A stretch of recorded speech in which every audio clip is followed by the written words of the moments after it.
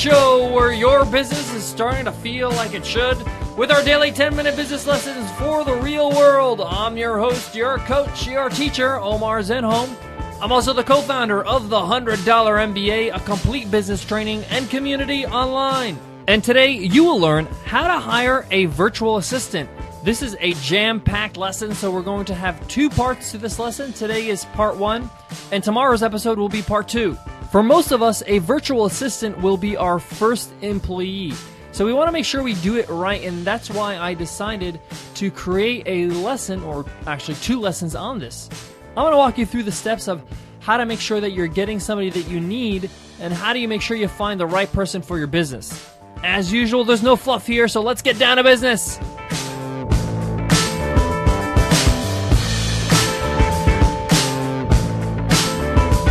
Firstly, I have to come out and say I really don't like the term virtual assistant, because I see this person as a team member, somebody that's going to join your team and benefit your business. I'm talking about somebody who's actually going to roll up their sleeves and do the work that needs to be done in order to run your business. So I really don't like this term virtual assistant, but we're going to use it because it's the common term what people know as a VA or a virtual assistant. And this just means somebody that works remotely. They could work in another country or another state or just another town. But the point is they don't work in the same office as you do. They're doing their tasks, they're doing their job virtually. So what are the advantages of hiring a virtual assistant? Well, it's very cost effective because you don't need to hire somebody in-house. And there's plenty of people that would love to pick up the work and be a part of your team from home or from where they live. And you can hire somebody who's part-time or full-time. And with technology these days, with email and Skype and Google Hangouts, you can pretty much have the same relationship with a virtual assistant as you would have with any kind of employee they would hire in-house or in your own office. They just can't get coffee for you or something like that, but you can get your own coffee. I can't stress how important it is to take this opportunity to hire somebody who's going to be an integral part of your team, and not just somebody you want to hire just to boss around. If you want to boss around somebody, you got bigger problems. So the first step of hiring a virtual assistant starts with you. You need to sit down and write down a job description. You have to write down what you want this person to do. What do you want him or her to carry out every day? What tasks do you want to offload to this person? Now, my advice is to make sure you offload the tasks that are time sensitive or require you to intervene in order for your business to run. So this could be like social media. Social media has to go out every day. You need to make sure that that happens. And if you miss a day, it's a problem. So you need to make sure that there's somebody doing that. And that's a good task to, offload. It could be administrative tasks like answering emails, customer service emails. It could be scheduling, like say, for example, you want somebody to schedule your interviews for your podcast. Things that take your time and are also time sensitive. You have to get back to them, or you have to do it at a certain amount of time. And I personally don't like that pressure of like, oh my gosh, I haven't got back to this person, or oh my gosh, I haven't, sent out my, social media for the day. So these are some of the tasks you can kind of outline and say, okay, I want the person I'm going to hire to take care of these things so I don't have to worry about it.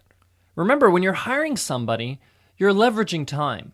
You can't duplicate yourself, but you can duplicate time by hiring somebody, right? So that person can take on the time that you were spending doing something or a task that was very time consuming. So again, the first step is just write down in your job description, what are the tasks this person is going to do? You need to make sure that this person is aware this is what you want them to do when they're hired. So if this means they need to be a good English communicator, a good writer, then you need to make sure that is clear in your job description. If they're going to be doing social media tweets and Facebook statuses and all that stuff, then they're going to need to have a good command of English in order to do that properly. So make sure you include that in your job description. You also want to include any kind of tech requirements, what kind of computer they need to have, or what kind of internet connection they need to have in order for you to hire them. Remember that sometimes you're going to have to hire somebody overseas, and you're not sure exactly how good their internet connection is going to be. Some places they're great; the internet connection might be even better than yours, and some they're not so great. So you need to make sure that you put that in the job description. You may want to include salary and hours as well. We'll talk about salary in a bit. So when I say hours, what hours of the day are they going to be working? How many hours? Now, you can hire a virtual assistant for part-time work, which is 20 hours a week, or full-time work, which is 40 hours a week. Now, there's two schools of thought of when you hire a VA, should you start with a part-time worker or a full-time worker? Now, obviously, salaries will differ depending on how many hours they're going to be working. Now, since I mentioned salaries, let's talk about it for a bit. Now, overseas workers like virtual assistants in India and the Philippines, in Bangladesh, the typical salary for a virtual assistant in those areas is as low as $450 US dollars a month to up to around $600 a month. Now, $600 is somebody who's really, really amazing, somebody that really has so much experience and has worked in maybe a business just like yours before. So they're really highly, highly qualified. For part-time work, it's around $200 to $300 a month. Now, remember, that's 20 hours a week. Now, often when you hire somebody part-time, they may be doing other work, so they may be kind of distracted, or they may be, have other commitments. They may pull off your work perfectly fine, but what if later on you want to have them work full-time? They may not be able to do it. So remember that if you're hiring part-time, that's the risk you're going to run, where you might be hiring them for 20 hours a week, and then you say, hey, I need more time. I need you to work 4 hours a week. They're like, hey, I can't do it. I have another job. You hired me part-time. And you've already trained up that person, and you're not going to be able to take their hours and increase them to 40, so you're going to have to hire somebody else. And in this instance, you're in another pickle. You going to hire another part-timer, or are you going to hire a full-timer? You already got somebody working 20 hours a week. Are you going to let that person go? It's a little bit of a problem.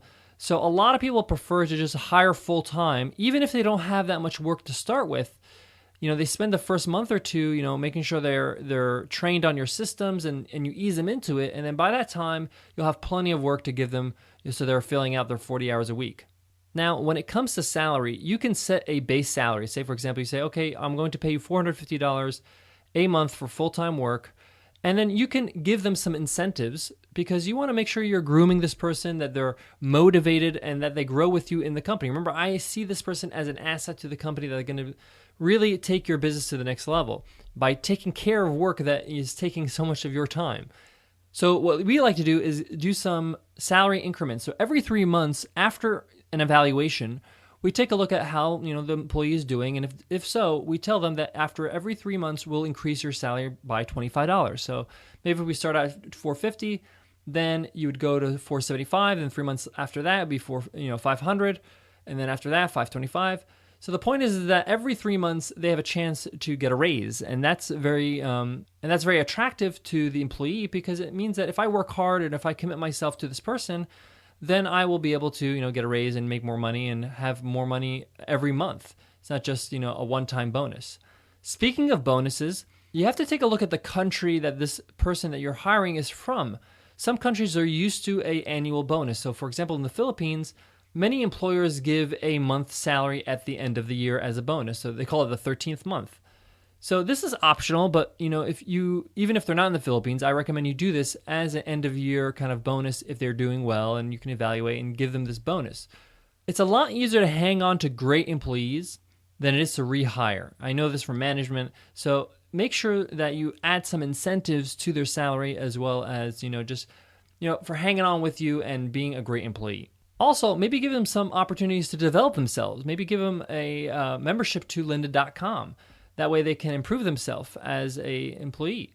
If you're not familiar with lynda.com, but lynda.com is a place where you can learn about all different types of things, from software to writing to social media. So it's a really great place for professional development. We'll put a link in the show notes for today's show. And you can get to today's show notes at 100mba.net/MBA101.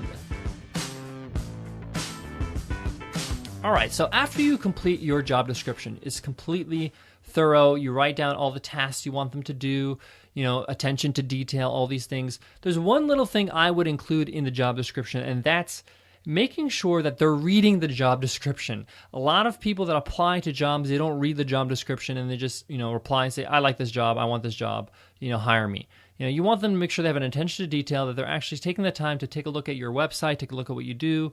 So at the end of the job description, what we like to do is put a little thing where it says, when applying for this job, start your application with, and we put a sentence like, you'd be crazy not to hire me because, and you complete the sentence.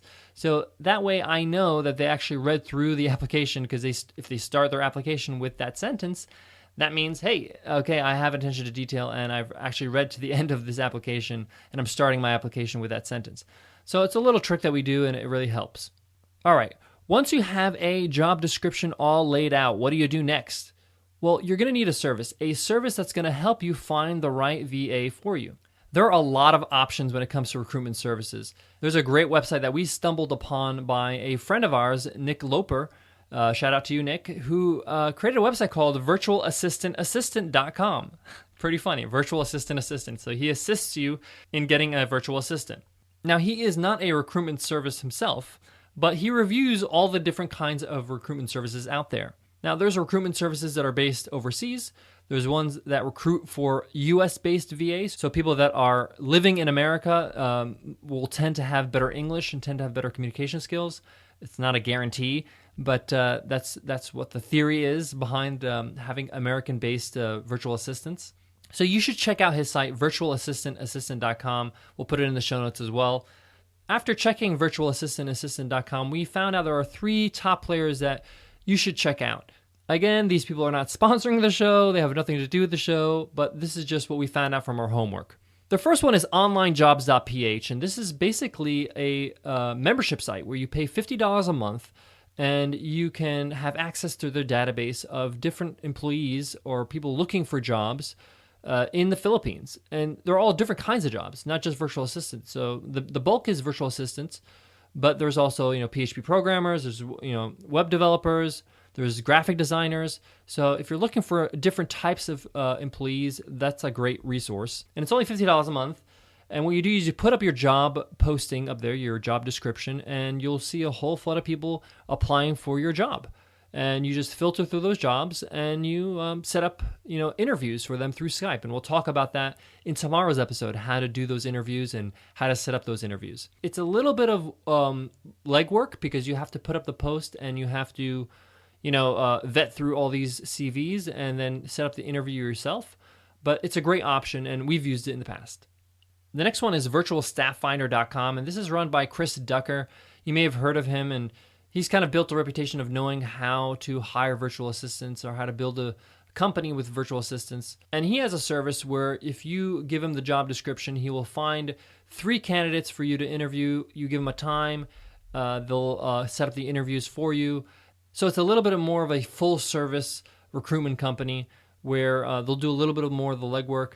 I think it's $500 right now for you to use their services. So you may want to check them out as well if you are limited on time and you don't want to vet through CVs. We'll put all these links in the show notes for today. And the last one you may want to check out is Zirtual, which is like virtual but with a Z, Zirtual.com. And this is a US-based option. So if you want somebody who's based in America, so the time zones are not that different, and maybe their communication skills are a little bit better. Again, it's not a guarantee. There's a lot of people in the Philippines and other countries that their communication skills in English is, they're fantastic. So you should check out Zirtual if you really want somebody who's based in America. Maybe the time zone thing is a little bit of a problem for you. They are more pricey than the other ones, and the big difference between Online Jobs, Virtual Staff Finder, and Zirtual when it comes to paying your employee is that Online Jobs and Virtual Staff Finder will just recruit the employee for you. They'll find you the employee, and then once you guys meet and you agree that you want to work together, that's it. You guys go ahead and have a relationship. You pay them privately via PayPal or whatever, and that's it. That's pretty much it. You work that out yourself. With Zirtual, you pay them, and then they'll pay the employee. And Zirtual is, again, more expensive than the other ones when it comes to paying your employee. You need to check out their website to see all their pricing. But it's a great option if you want somebody who's in the U.S. and you're based in the U.S. and you want to be, the time zones are not that different. All right, guys, that wraps up part 1 of how to hire a virtual assistant. Tomorrow is part 2, where we talk about how you interview one, how do you choose one, and how do you get them on board? How do you actually start training them and make sure that they're a part of your team?